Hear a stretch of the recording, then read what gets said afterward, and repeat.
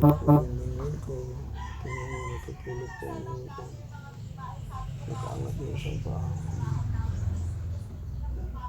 Nakaangat yung isang paa. Natutulog po yung nangyayon.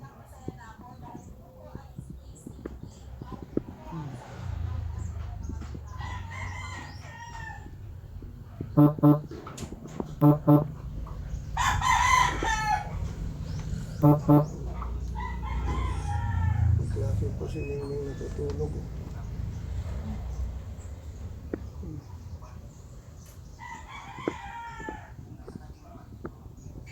Tulog na tulog oh. Tulog na po si Ningning. Ibang klase yung forma yung natutulog oh. Tingnan mo, natulog si Ningning oh. Ibang klase natulog to oh. Baliktad yung katawan o ano to?